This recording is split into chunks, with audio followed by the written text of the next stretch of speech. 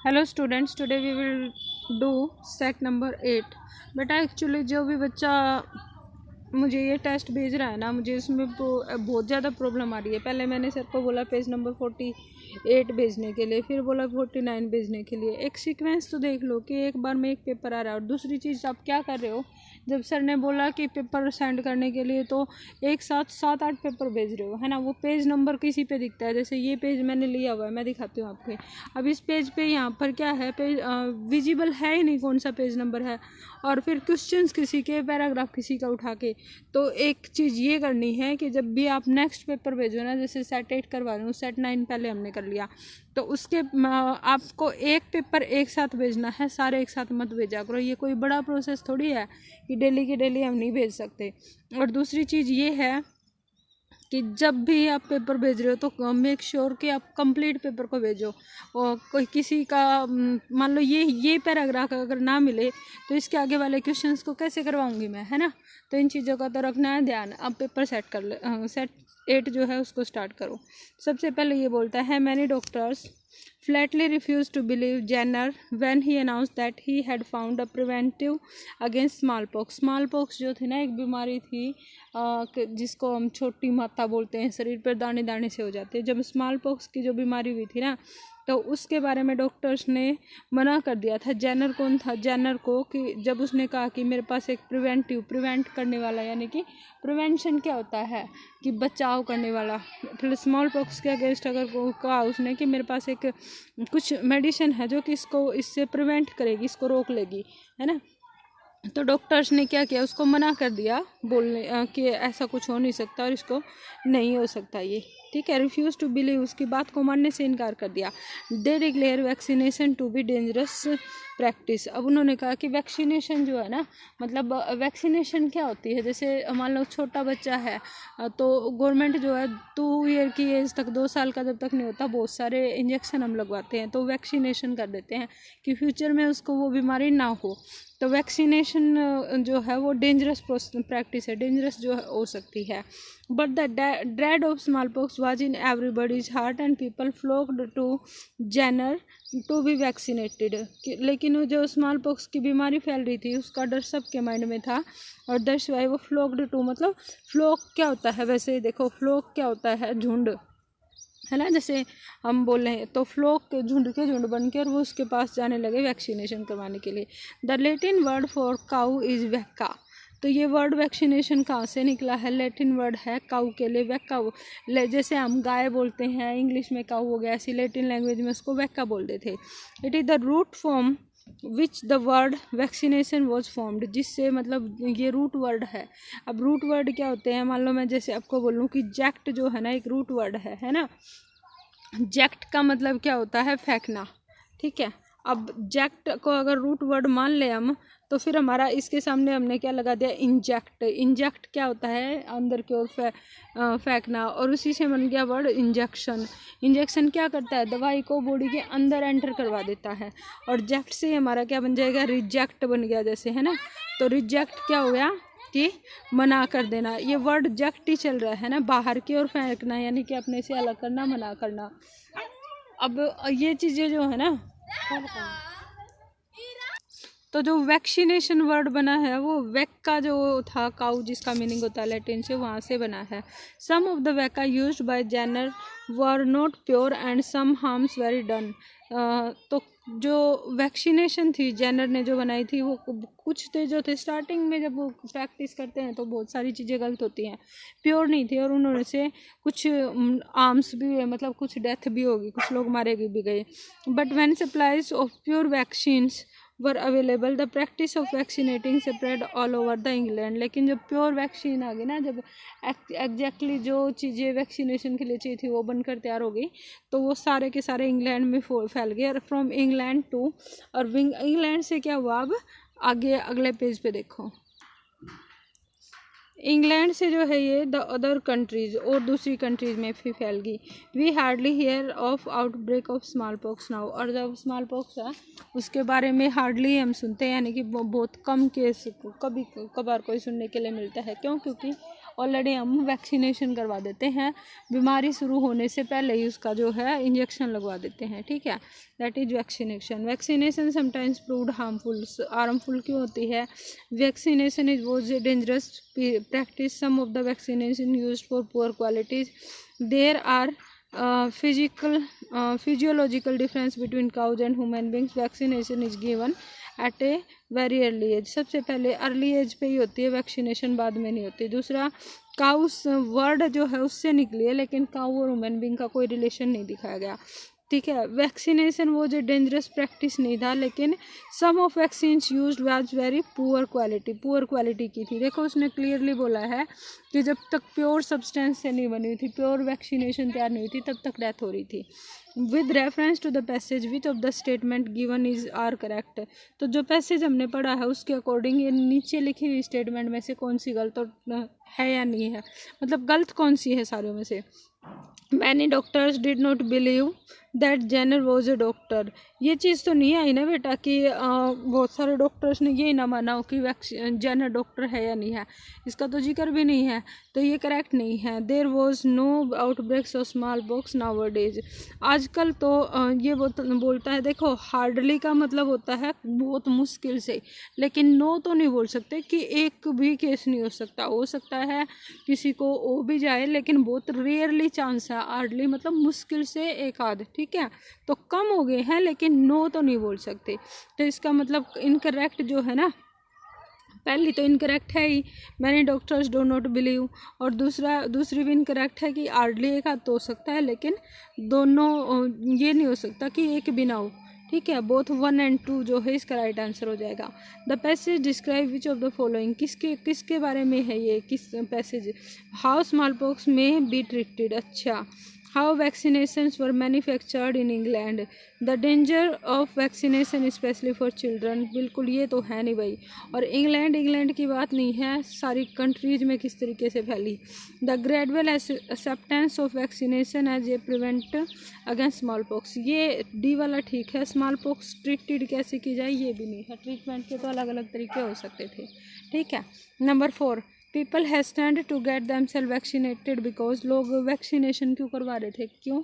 मैंने doctor supported Jenner's claim, जो doctors ने तो मानना ही नहीं था, तो ये गलत हो गया। Fear of the terrible disease drove them to take the risk of vaccination, जो बहुत सा ज़्यादा फैल रहे थे ना, और जिससे रिस्क हो रहा था, देखो फियर ऑफ टेरिबल डिजीज, जो इतनी डरावनी, जो ये इतनी भयंकर बीमारी थी उसके डर से, ठीक है ना।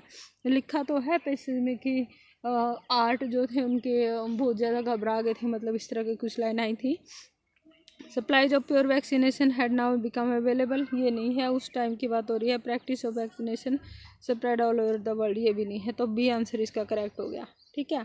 अब देखो एक बार दोबारा से, या अपने से देख लेना बेटा, अब मैंने इसका बताया supplies of vaccination had, 4th का बी था, ठीक है, एक बार क्लियरली बता देती हूँ, 4th का बी है। उसके बाद ये जो था स्मॉल पॉक्स वाला, ये अच्छा ग्रेजुअल एक्सेप्टेंस ऑफ इसका ये आ गया, और इसमें दोनों ही करेक्ट इनकरेक्ट हैं। विच, अच्छा, with the reference of the statement given is are correct पूछा था भाई, इनकरेक्ट नहीं, तो नीदर 1 और नो 2, दोनों में से कोई भी ठीक नहीं है। डी आंसर है सेकंड का, देख लेना। मुझे लगा ये इनकरेक्ट पूछ रहा है, शायद मैंने गलत देख लिया, ये करेक्ट पूछ रहा है, तो करेक्ट तो कोई सी भी नहीं है ना, डी है ये, okay.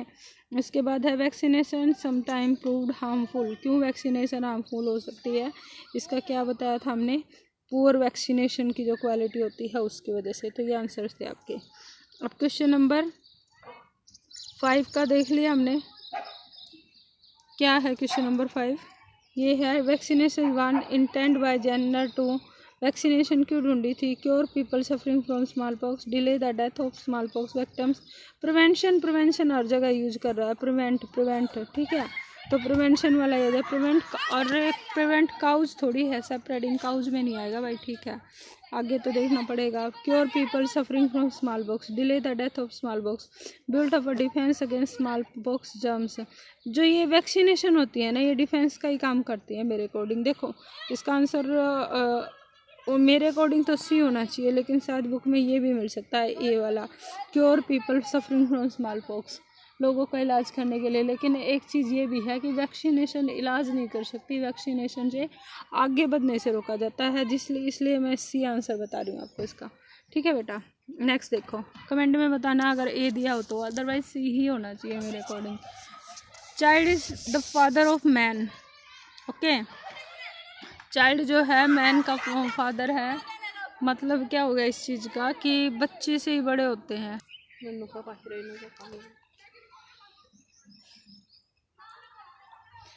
So but we do precious little for our children. कहता है कि बच्चे जो हैं फादर ऑफ मैन है, क्योंकि बच्चे जो हैं हमारा फ्यूचर होते हैं, बच्चों से हम सीखते हैं। लेकिन बच्चों के लिए हम बहुत कम जो है काम कर पा रहे हैं। लिटल है, लिटल और द लिटल का यूज आपने पढ़ा होगा, तो little. Child workers present in melancholy. Melancholy का मतलब क्या होता है बेटा? मेलंकली होता है आपका बहुत पीड़ाजनक स्थिति में, बहुत दुखी सिचुएशन में। Pictures of our modern industrialism and our society. तो कहता है बहुत बुरी तस्वीर जो है हमारी सोसाइटी की और इंडस्ट्रियलिज्म की दिखाती हैं। Still tolerates the abuse of child labour, क्योंकि अभी भी वहाँ पर चाइल्ड लेबर है। अब्यूज़ के जैसे बोला जाता है, अब्यूज़ वैसे गाली होती है, क्योंकि ये एक दब्बा है, कलंक है चाइल्ड लेबर हमारी सोसाइटी पर। The advent of industrialism. Advent का मतलब होता है शुरुआत। ठीक है, जब ये इंडस्ट्रियलिज्म शुरुआत हुआ, इसकी शुरुआत हुई ना, let the employers to try and make maximum profit at low cost of production. तो कहता है कि जब ये इंडस्ट्रियलिज्म स्टार्ट हुआ था तो एम्प्लॉयर्स ने क्या किया कि मैक्सिमम प्रॉफिट कमाया, जैसे बहुत ज़्यादा फ़ायदा और कम लागत पे। This induced the employers to employ children at low wages. और इसका तरीका क्या निकाला गया कि बच्चे को, छोटे बच्चों को कम सैलरी पे रख लिया गया। And this is ever today. आज तक भी यही चल रहा है। Black spot on the labour condition of India. अब जो भारत में काम करने की जो कंडीशंस है ना, उन पे एक दब्बा है। The condition under which child labour prevalent is a social evil and national waste. कहता है जिस कंडीशन में चाइल्ड लेबर रहते हैं ना, जिससे ज़िंदगी वो जीते हैं, वो हमारा एक सोशल इविल है। इविल मतलब बुराई, तो सामाजिक बुराई है और नेशनल वेस्ट है, और हमारी कंट्री का जो है नुकसान हो रहा है। Child labour is directly related to child health. Child labour जो है बच्चों की हेल्थ से रिलेटेड है ना, और exerts A negative effort on their health. और ये क्या करता है, बच्चों की हेल्थ पर नेगेटिव इफेक्ट डालता है। It interferes the normal family life and increase the break down of social control. ये क्या करता है, नॉर्मल फैमिली लाइफ को तो क्या इंटरफेयर करता है, मतलब उसमें रुकावट बनता है, और इनक्रीज करता है break down of social control. हमारा जो सोशल कंट्रोल है ना, उसको ख़त्म कर देता है। Further it seriously interferes with their education and productive participation in the privilege and obligation of the citizen। अब ये कहता है आगे बढ़कर उनकी एजुकेशन को भी नुकसान होता है, पढ़ लिख नहीं पाते, और फिर जो उनके अधिकार हैं और जो उनकी ड्यूटीज़ है ना, कर्तव्य है हमारी सोसाइटी के लिए, वो पूरे नहीं कर पाते। What a child needs during his developing year are security, warmth of love, educate, opportunity। बच्चे को क्या चाहिए? एक तो सिक्योरिटी हो, लव रखना, प्यार से रखना चाहिए, और एडिकेट अपॉर्चुनिटी होनी चाहिए, मतलब उनको बहुत सारे मौके मिले आगे बढ़ने के लिए। Exposing the child to stress and strain during his development year leads to the thwarting and twisting his personality. तो कहता है कि अगर exposing to child to stress and strain, अगर बचपन में ही बच्चे को स्ट्रेस दे दिया जाए और पीड़ाजनक स्थिति में दुखी रखा जाए, तो उसके जो डेवलपिंग ईयर है ना, वो क्या हो जाएंगे, थ्वार्टिंग हो जाएंगे, मतलब बर्बाद हो जाएंगे, और ट्विस्टिंग हर पर उसकी पर्सनैलिटी जो है ट्विस्ट हो जाएगी, नहीं यानी कि विकार आ जाएगा, वो पर्सनैलिटी भी नहीं बन पाएगी उसकी। चलो आगे के पैसेज देख लेते हैं, question answer. So question answer है बेटा, इंडस्ट्रियलिज्म लेड टू, किसके और लेके गई है, इंक्रीज ऑफ स्लम नहीं दिया अभी पैसेज में, पॉपुलेशन का भी नहीं है, fall of health of general public ये भी नहीं है, किस क्या था, employers trying to make maximum profit at low cost. तो जो सिक्स्थ है उसका आंसर हो गया हमारा D. Okay, child labour is directly related to, child labour किससे रिलेटेड है, चाइल्ड की, देखो फास्ट डेवलपमेंट से ने, कोलेशियसनेस ऑफ पीपल से, राइज इन पॉपुलेशन नहीं, बी से, चाइल्ड हेल्थ का लिखा था ना, डायरेक्टली किससे है, बी से। In developing year a child need क्या चाहिए, गुड एजुकेशन भी नहीं दे रखा, गुड फूड भी नहीं, security of warm love and adequate opportunity, तो इसका 8th का ऑप्शन होगा सी, और ये गलत है ही, ठीक है। Exposing a child to stress and strain leads to, अब इसका आएगा thwarting and twisting is personality, last की लाइनों में दे रखा है, बाकी सारे गलत हैं। तो 9th का हो गया ए। अब है child labour interferes with health of the nation, economic development of nation, normal life and the social control, तो इसका हेल्थ ऑफ द नेशन नहीं आएगा, ये भी नहीं आएगा, और चाइल्ड बिकमिंग क्रिमिनल ये दे रखा है, normal life and social control ये दे रखा था। तो 10th का हमने किया सी, ठीक है। 6th का डी है, 7th का बी है, 8th का सी है, 9th का ए और 10th का सी। चलो बेटा आगे आर्टिकल्स हैं, फिल करना है, बहुत ईजी पूछे जा रहे हैं भाई, है ना। अब ये देखो आवर का किसको नहीं पता होगा, आवर जो है अ से स्टार्ट होता है, और इसलिए यहाँ पर क्या आ जाएगा, and they waited for an hour for the bus stop, it is a unit of, unit किससे स्टार्ट होता है, यूनिट किससे स्टार्ट होता है, यह से, प्याज वाला आ गया बेटा, और ये डिस्टर्ब करेगा ही करेगा, निकल जाने दो। चलो इसको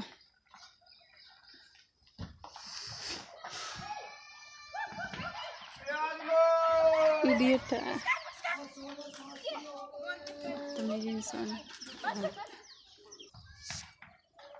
और उसके बाद यूनिट छाना, जो यूनिट के लिए क्या है हमारा ए, ठीक है, क्योंकि यह से साउंड देता है ना यूनिट।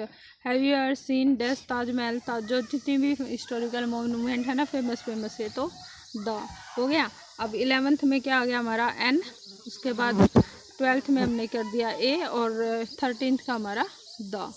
चलो बेटा आगे, अब इसके बाद है rearrangement, towards midnight, okay, towards midnight the rain ceased so that the sky was lighted with the incredible lamps of and the clouds drifted away। अच्छा, तो towards midnight, इसके बाद आ जाएगा सबसे पहले आर, चलो the rain ceased and the clouds drifted away, ठीक है, फर्स्ट आर हो गया, उसके बाद क्यू हो गया, so that थर्ड आ गया, और ये आ गया 4th। तो ऑप्शन बन गया हमारे आर क्यू पी एस, कौन से में है आर क्यू पी एस, ये सी वाला ऑप्शन हो गया।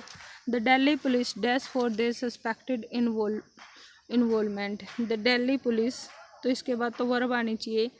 अच्छा, यहाँ पर है has registered a case of rioting and assault on public servants on duty and arrested 10 students for their suspected involvement, ठीक है। दिल्ली पुलिस फर्स्ट आ गया हैज़ रजिस्टर, उसके बाद आ गया क्यू एस, है ना, क्यू के बाद एस आएगा, सेकंड क्यू एस, थर्ड आ गया पी, और उसके बाद 4th आ गया, तो सीक्वेंस बन गई Q S P R, Q S P R, ये डी वाला ऑप्शन हो गया, ठीक है। Last should dash the shake of downs, last should, okay, तो वर्ब आनी चाहिए, देखो ग्रिप ऑन दोज हु, और इसके कमिट क्राइम फॉर, बट ये line it lays a light, ये लाइन नहीं बन रही ना, बी सो मेड दैट, तो ला ऐसे बनाने चाहिए, कैसे, be so made that Q, so made that grip on those who commits crime it lays a light, नहीं भाई नहीं बनी बात, दोबारा से देखो। अच्छा, ये बोलता है law should be made so that, ये तो फर्स्ट हो गया क्यू वाला। अब उसके बाद ये बोलता है so that it lays a light, Q के बाद एस आएगा, तो पहला हमारा बन गया क्यू, उसके बाद बन गया S, it lays a light grip on P those who commit crimes, ठीक है। अब आ रहा Q S P R, Q S P R, Q P R S हो गया, ए ऑप्शन है इसका, ठीक है। एक बार दोबारा देखो, last should be so made that it lays a light grip on those who commit crimes for the shake of downs, ठीक है, यही आएगा। तो फर्स्ट 16 का हमारा होगा ए। चलो आगे देख लेते हैं, ये है हमारा 17th बेटा, हैड आई स्टडी दे रखा है, देखो हैड जो है ना कब यूज होता है? परफेक्ट, पास्ट परफेक्ट में। तो ऐड के बाद ऑलवेज थर्ड फॉर्म यूज होती है। यहाँ स्टडी दे रखा है, यहाँ पर क्या होना चाहिए था? स्टडीड होना चाहिए था, इसलिए यहाँ पर ए राइट ऑप्शन है अपना जिसमें एरर है। ठीक है, हैड आई स्टडीड होना चाहिए था, स्टडीड लिख दिया। While going to the market he accompanied by लिख रखा है, ही का अकम्पनीड के साथ क्या लगता है? विद, अकम्पनीड विद होता है। तो थर्ड जो लास्ट वाला ऑप्शन है उसमें बाय हिज फ्रेंड, डी वाले में मिस्टेक है। नेक्स्ट है I must find out some means to balancing लिख रखा है। मीन्स ये सेंटेंस 18 और 19 रिपीट पे है दोनों, तो टू बैलेंस होना चाहिए बैलेंसिंग की जगह। सी ऑप्शन इसका करेक्ट है। देखो, professor Khan was committed, committed to होता है भाई, ये आपकी जो प्रपोजिशन है वो है, फ्रेजल वर्ब बोलो आप इनको। कमिटेड टू का मतलब डेडिकेटेड टू। ठीक है, the young man challenged his rival. अब इसमें देखो चैलेंज्ड जो है ना, उस चैलेंज जो है इसके साथ देखो कैसे लगाएंगे। सबसे पहले टू अ फाइटिंग तो नहीं आ सकता, एलिमिनेट कर रहे हैं हम। ठीक है, सबसे पहले टू के साथ हमेशा first form of the verb आती है। टू ए फाइटिंग गलत है, और ऐसे टू अ फाइट भी हो जाएगा गलत, है ना। और फोर जो है ना प्रपोजिशन है, प्रपोजिशन के बाद फॉर फाइटिंग, जैसे फोर जो है ना प्रपोजिशन, और प्रपोजिशन के बाद क्या लगता है? V1 + ING। फॉर फाइटिंग नहीं, फॉर अ फाइट नहीं, फॉर फाइटिंग होगा वैसे भी। तो यहाँ पर हमारे पास राइट ऑप्शन कौन सा बच गया? C. The young man challenged his rival for fighting. Can they go for shopping with us. ये कहता है कि क्या वो शॉपिंग के लिए जा सकते हैं? कैन से क्वेश्चन पूछ लिया। I wish they dash with you. तो यहाँ पर देखो आर गोइंग होता तो सिचुएशन क्या होती? They are going, yes they are going with you. ये विश है ना, विश क्या बताता है कि काश वो जा पाते। और इस तरह का रिग्रेट शो करने के लिए कुड यूज होता है। वर गोइंग भी नहीं आ सकता और शुड भी नहीं आएगा, तो यहाँ पर क्या आएगा? कुड। रिग्रेट है कि काश वो जा पाते, आई विश वो जा पाते, इस तरह का, लेकिन जा नहीं रहे हैं, तो इस तरह की सिचुएशन में कुड। ठीक है, मोडाल्स का हो गया ये। नेक्स्ट देखो बेटा, थ्रस्ट जो होता है ना, ठूसना होता है। थ्रेसर तो सुना होगा ना, जिसके अंदर हम गेहूँ को जो होते हैं क्या बोलते हैं उसको पता नहीं है, मतलब जो गेहूँ निकालने की मशीन होती है ना, थ्रेसर होती है। थ्रस्ट करना यानी कि ठूसना, किसी चीज़ को भरना। अब पुश का मरना क्या होता है? पुश करना यानी कि पुल एंड पुश होता है। पुल मतलब खींचना और पुश करना धक्का देना, तो ये सिनोनियम हो गया, एंटोनियम नहीं होगा। एक्ट क्विकली नहीं आ सकता इसका, स्लोली भी नहीं आएगा, तो ड्रॉ क्लोजली जेंटली। तो थ्रस्ट करने में उधर जैसे किसी चीज़ की ओर धकेला जा रहा है, और पुश क्लोज लेके आना, ड्रा मतलब खींचना जेंटली अपनी साइड में। ठीक है, अब ये देखो, मान लो आपको इस वर्ड का मतलब नहीं आता, एरुडाइट जो है इसका मतलब नहीं पता, लेकिन नॉलेजेबल का पता है ना बेटा, जिसको बहुत ज़्यादा समझदार हो, जिसको बहुत ज़्यादा नॉलेज हो। एजुकेटेड बहुत मतलब नॉर्मल सा वर्ड है, जो कि एजुकेटेड है, जो पढ़ा लिखा है। वाइज बुद्धिमान होता है। ये तीनों एक जैसे नहीं है, नॉलेज वाला, एजुकेशन और वाइज। और इलिटरेट जो है इससे अलग है, हमें बताना भी तो एंटोनियम है। तो एरुडाइट का एंटोनियम ऐसे एलिमिनेट करते हुए नॉलेजेबल को भी कर दिया, एजुकेटेड को और वाइज को, तो क्या आ गया? इलिटरेट। वैसे एरुडाइट जो होता है ना, वेल एजुकेटेड, बहुत पढ़ा लिखा पर्सन होता है, उसको बोलते हैं। Choose the सिनोनियम of the given word. अब ये जो वर्ड दे रखा है ना, सफिशिएंट का मतलब होता है पर्याप्त, है ना। सिनोनियम बताना है। कंप्लीट तो होता है पूरा, ठीक है, और पर्याप्त में और पूरे में फ़र्क है। फुल पूरा होता है, फ्रगल होता है फिजूल खर्ची। तो एडिक्वेट जो है ये इसका राइट ऑप्शन है। एडिक्वेट का मतलब भी पर्याप्त ही होता है। बेटा इस सेट में जो भी प्रॉब्लम आई हो, जितने भी क्वेश्चन डाउट वाले हैं, या आपको लग रहा है कि बुक में अलग और मैं कुछ और बता रही हूँ, तो वो कमेंट में ज़रूर बताना। ठीक है, थैंक्स एंड टेक केयर।